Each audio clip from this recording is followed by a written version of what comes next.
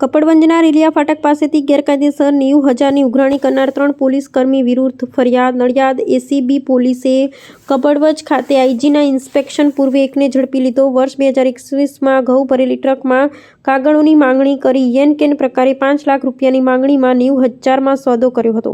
10,000 રૂપિયા ફોન પેથી અને બાકીના 80,000 કપડવંજના આંગડિયા મારફતે મેળવ્યા હતા. ફરિયાદી દ્વારા આ મામલે ફરિયાદ આપતા એસીબી દ્વારા ગુનો દાખલ કરી પુરાવા એકત્ર કર્યા હતા ને આરોપી નંબર 2ના રાજેશભાઈ બારિયા કોન્સ્ટેબલને ઝડપી લીધો, જ્યારે કોન્સ્ટેબલ રણજીતસિંહ ઝાલા અને જીઆરડી રાજેન્દ્ર ગઢવીને પકડવા ટીમો બનાવી. તાજેતરમાં વધતા જતા સાયબર ક્રાઇમ ફ્રોડ્સને લગતા ગુનાઓ અટકાવવા માટે ગૃહ વિભાગ દ્વારા ઓપરેશન મ્યુલ હન્ટ ડ્રાઈવ શરૂ કરવામાં આવી, જે અંતર્ગત I4C પોર્ટલ મારફતે મ્યુલ અકાઉન્ટ્સનો data cyber crime police station આણંદને આપવામાં આવતો હતો, જે હેઠળ કુલ મળીને 3 ગુનાઓ આજ સુધી નોંધવામાં આવેલા છે. આ ગુનાઓની પેટર્ન એવી હતી કે આ મ્યુલ અકાઉન્ટ્સનો ઉપયોગ કરીને વિવિધ ટ્રાન્ઝેક્શન્સ કરવામાં આવતા હતા. આ ટ્રાન્ઝેક્શન્સને આંગડિયા મારફતે USDTમાં કન્વર્ટ કરીને આ નાણાંને દુબઈ મોકલવામાં આવતા હતા.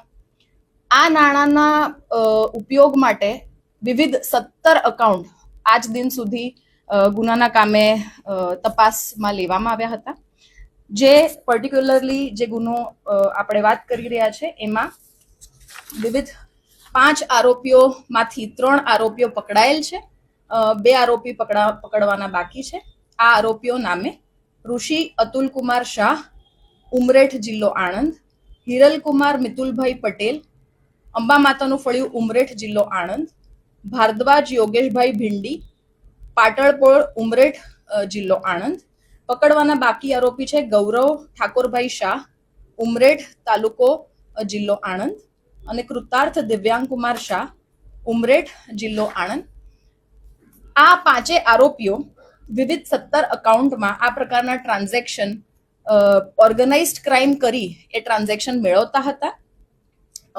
આ જે ડેટા આપણને મળ્યો હતો એમાં cyber crime police station PI Shri દ્વારા અને તેમની ટીમ દ્વારા ટેકનિકલ ડેટા, CDR, વિવિધ એનાલિસિસ ધ્યાનમાં રાખીને બેંક સ્ટેટમેન્ટ તેમજ અન્ય ટેકનિકલ માહિતીની એનાલિસિસ કરીને આ ટ્રાન્ઝેક્શન્સ ધરાવતા 17 અકાઉન્ટને ટાર્ગેટ કરવામાં આવ્યા હતા. એમની પૂછપરછ કરીને આ 5 આરોપીઓને ધ્યાનમાં લઈને એમાંથી 3ને પકડવામાં આવ્યા હતા.